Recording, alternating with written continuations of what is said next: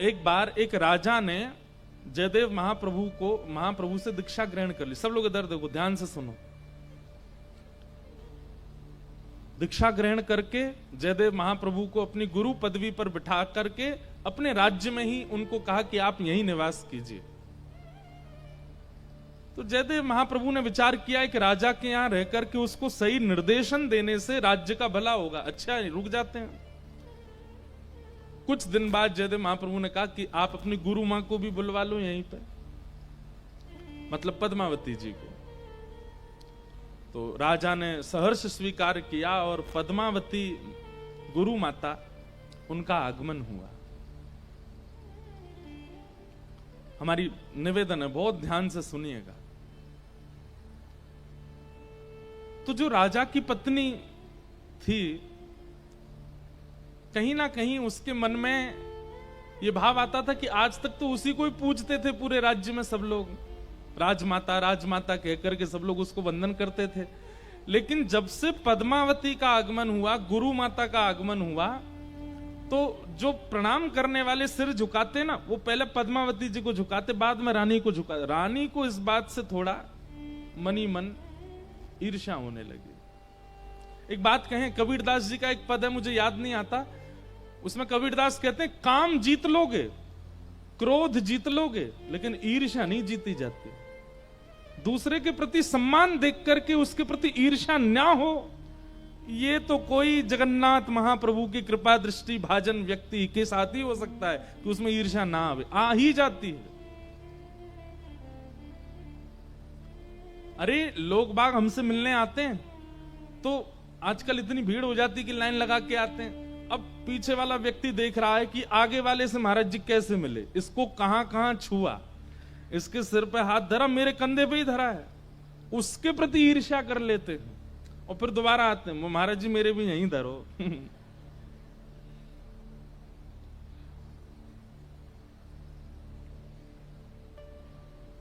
हमें तो बहुत कुछ देखना पड़ता है कथाओं में। महाराज जी कथा में ना एक अमुक नाम का व्यक्ति आएगा, मैंने कहा अच्छा, वो आपसे कहेगा कि मेरे घर आ जाओ, पर आप मना कर देना। मैंने कहा भाई तुम कथा करा रहे हो, तुम बात कर ले, नहीं हम तो हाँ ही बोलेंगे उसको, हम तो कहेंगे कि भाई हम ले आएंगे महाराज जी को, लेकिन आप मना कर दोगे तो फिर बाद में पता चलता है कि ये दोनों आपस में बिजनेस में ईर्ष्या युक्त रहते हैं, इसलिए मना करवा देते हैं। राहुल केला में हम किसी के घर नहीं जाएं तो वो मत सोच लेना, ऐसा ऐसा यहां नहीं है, ये हम कहीं और की बात बोल रहे हैं। अब तो हम कहीं जाते ही नहीं है, अब जाना बंद कर दिया, अब किसी के यहां नहीं जाते। जहां कथा होती बस वहीं रुकते, बहुत कम मंदिर चले जाएंगे, बाकी किसी के घर तो बहुत मुश्किल से जाते। वो बात अलग है, पहले कहीं कथाएं हुई हैं वहां घरों में गए हैं तो उनके यहां तो चले जाते हैं, पर अब और कहीं नहीं जाते। वो लोगों में प्रतिस्पर्धा हो जाती है, ईर्ष्या हो जाती है एक दूसरे में, इसके घर कैसे आ गए। अब भाई हमारी उपस्थिति से ईर्ष्या यदि युक्त हो रही तो डंडे हम में पड़ेंगे बाद में जगन्नाथ जी से, बोले तुम गए और नगर में कथा करके ईर्ष्या उत्पन्न करवाया है दो लोगों में। तो पद्मावती, अब पद्मावती का जब से राज्य में आगमन हुआ, वो तो गुरु मां है, जयदेव महाप्रभु की पत्नी, उनको थोड़ा सम्मान देने लगे सब लोग, और इस बात से राजा की पत्नी को स्वीकार नहीं होता था।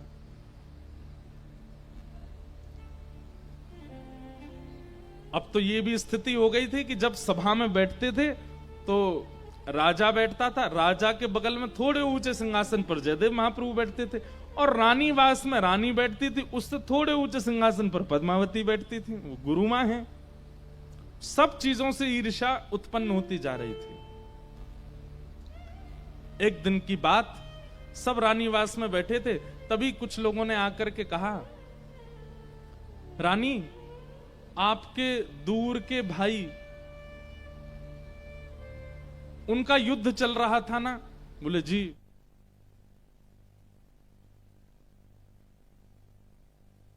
रानी बड़ी व्याकुल हो गई इस बात को सुनकर के, मेरे भाई वीरगति को प्राप्त हो गए। पद्मावती जी वहीं बैठी थे। रानी रो करके बोली, मेरे भाई वीरगति को प्राप्त हो गए। अभी तो ब्याह हुआ था उनका, उनकी पत्नी अभी युवा है, अभी तो संतान भी नहीं हुई है उनके यहां, और भैया वीरगति को प्राप्त हो गए। तभी अगले दिन समाचार आया कि उनकी जो पत्नी थी, भाई की जो पत्नी थी, उसने सतीत्व ग्रहण कर लिया, अपने पति के साथ ही चिता में बैठ करके सतीत्व को ग्रहण कर लिया। अब ये बात जब रानी को पता चली तो रानी ने अपने पूरे रानीवास में कहा, मेरी भाभी का त्याग देखा आप लोगों ने, मेरे भैया के प्राण चले गए तो उन्होंने भी सतीत्व ग्रहण कर लिया, वो सती हो गई, चिता पर बैठ करके उन्होंने भी त्याग कर दिया अपने जीवन का। तो ये बात सुनकर के पद्मावती जी बोली, बहुत बहुत ऊंची स्थिति है तुम्हारी भाभी की, लेकिन इससे भी ऊंची स्थिति की सतीत्व हमने सुनी है। और वो सतीत्व ऐसा होता है कि पति की मृत्यु की खबर पड़ते ही प्राण अपने आप निकल जाते हैं, स्वतः निकल जाते हैं। अब ये बात तो उनने सहज भाव से कही, लेकिन पद्मावती की इन बातों से रानी को लगा कि ये मेरी भाभी का उपहास कर रही हैं। एक तो उन्होंने सतीत्व को ग्रहण किया, ऊपर से ये कह रही है कि उससे भी बड़ा सतीत्व कुछ होता है।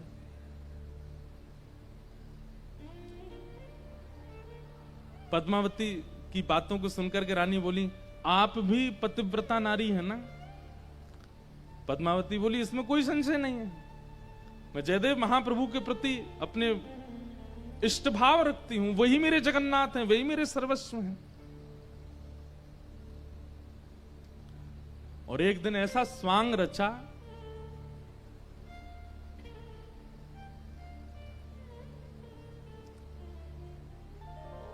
रानी ने आकर के ऐसे रानीवास में और थोड़ा नाटक जैसा किया और रोते हुए आई और आकर के बोली, अरे हम तो अनाथ हो गए, हमारे परम सदगुरुदेव श्री जयदेव महाप्रभु वो तो भगवत धाम को प्रस्थान कर गए। पद्मावती बैठी थी वहीं पर, बोले अपने आप को बहुत बड़ी सतीत्व मानती हैं, उस दिन मेरी भाभी का उपहास कर रही थी, आज इनको देखती हूं। तो रानी आकर के बोली, हमारे परम गुरुदेव श्री जयदेव महाप्रभु वे तो भगवत धाम को प्रस्थान कर गए, हाय हम तो अनाथ हो गए।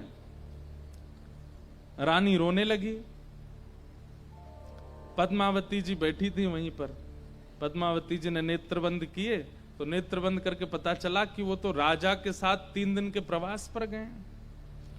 तो तुरंत सामने जल का पात्र रखा था, जल भर के रानी को देने लगी पद्मावती, बोले कि पी लीजिए, हमारे पतिदेव सुरक्षित हैं, वो राजा के साथ गए हैं 3 दिन के प्रवास पे पास के गांव में, हमने अभी अभी नेत्रों से ध्यान लगा करके देख लिया है। अरे नहीं नहीं, मुझे सच्ची खबर मिली है। तभी एक दूत को बुलाया, दूत को बुला करके पद्मावती बोली, अभी इसी वक्त पता करो राजा और श्री जयदेव महाप्रभु कहां हैं। दूत ने 2-4 घंटे में खबर करके बोले, मान आप सत्य कह रही हैं, पास के एक क्षेत्र में राजा के साथ 3 दिन के प्रवास पर गए हैं। अब ये बात सुनकर के तो रानीवास में तो सब लोग नतमस्तक हो गए। बोले हमने आज तक सतियों की चर्चा सुनी, लेकिन साक्षात सती तो पहली बार देखी, जो यहां बैठे बैठे ये पता कर लेती कि मेरे पति कहां हैं। अब इससे रानी को और ईर्ष्या हो गई, बोले कि ये तो और ज्यादा इनकी श्रेष्ठता हो गई, अब तो उन्हीं के पास भीड़ लगी रहती है।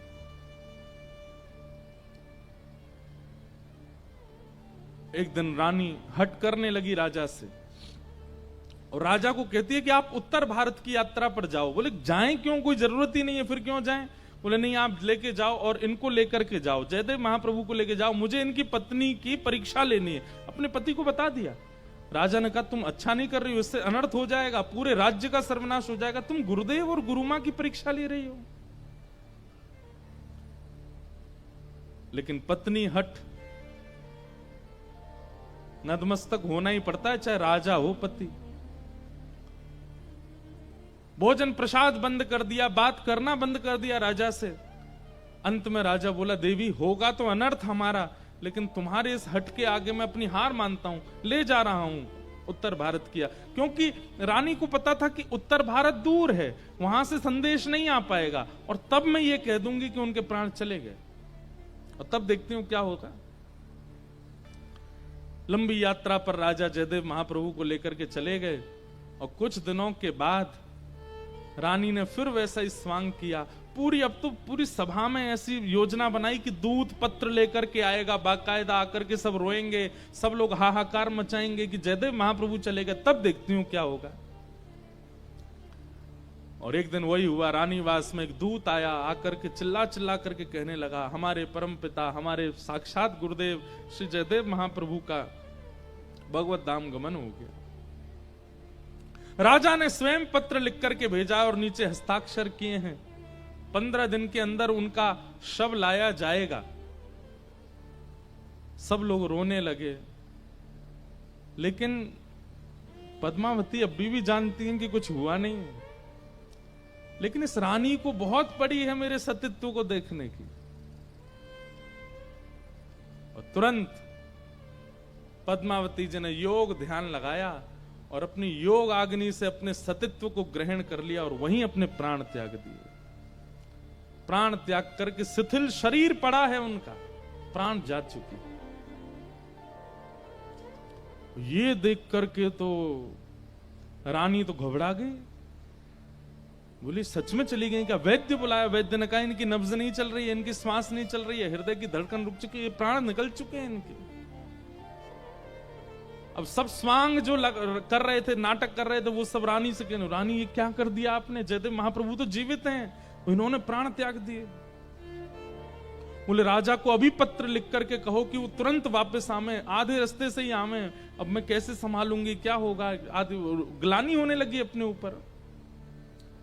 3 दिन तक उनका शव रखा गया, 3 दिन तक उनके शव को रखा पद्मावती जी के। और 3 दिन बाद राजा लौट करके आए, साथ में जयदेव महाप्रभु आए।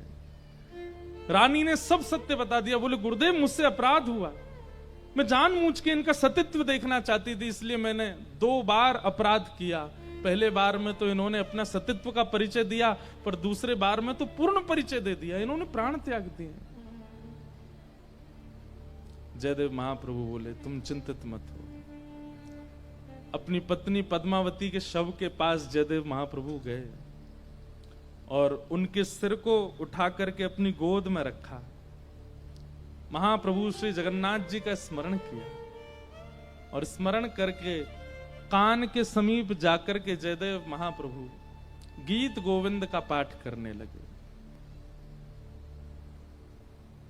धीर समीरे यमुना तीरे बसती बने बनमाली। जब गीत गोविंद का पाठ किया और महाप्रभु जगन्नाथ जी का स्मरण करते हुए जगन्नाथ जगन्नाथ जगन्नाथ रक्षमाम महाबाहो महाबाहो महाबाहो पाहिमाम। अरे प्रिय पद्मावती, अब अपनी योग निद्रा त्याग दो। तुम्हारा सतीत्व ग्रहण करना तब सार्थक होता जब मेरे प्राण चले गए होते, पर मैं तो जीवित हूं। तुम तुरंत वापस आ जाओ। देखो रानी व्याकुल हो रही है, सब राज्य के लोग व्याकुल हो रहे हैं। अब विलंब मत करो, महाप्रभु जगन्नाथ की सेवा में अभी तुम्हें बहुत समय व्यतीत करना है, तुरंत वापस आ जाओ। जैसे ही कान में ये बात कही, जयदेव महाप्रभु ने तुरंत पद्मावती उठ करके खड़ी हो गई और सबके सामने ये सतीत्व देख करके सब नतमस्तक हो गए। राजा तो पूर्ण समर्पित था जयदेव महाप्रभु को, लेकिन आज पत्नी और पूरा राज्य पूर्ण समर्पित हो गया जयदेव महाप्रभु को। बोले कि आप वैष्णव बंधुओं चमत्कार नहीं दिखाता। एक बात ध्यान से सुन लीजिएगा, वैष्णव भक्त चमत्कार नहीं दिखाता। वैष्णव भक्त की सामान्य क्रिया पर ठाकुर जी चमत्कार करते हैं, वो नहीं करता है। उसका ना विश्वास होता है, ना उसकी स्थिति होती है। ठाकुर जी करते हैं लीला तो। और ऐसे सतीत्व का उन्होंने स्थापन किया। उसके बाद रानी ने पद्मावती जी के चरणों में बैठ करके शिक्षा ग्रहण की कि आपके जैसे मैं कैसे सती बनूं अपने पति के लिए। और श्री पद्मावती जी ने फिर उनको सतीत्व का पाठ पढ़ाया। पति के प्रति कैसी भावना, उनके प्रति कैसी श्रद्धा, कैसा नियम, आदि आदि सब। और सतीत्व केवल स्त्रियों का नहीं होता है बंधुओं, पुरुषों का भी होता है। एक पत्नी प्रति पति भी होते हैं। और एक बात आपको बता दें, मैं कितनी बार कथाओं में कह चुका, इंटरव्यूज में कह चुका हूं, दुनिया में सबसे बड़ा व्रत यदि कोई है तो वो एक ही है। क्या? किसी एक के ही रहो हमेशा, ये सबसे बड़ा व्रत है।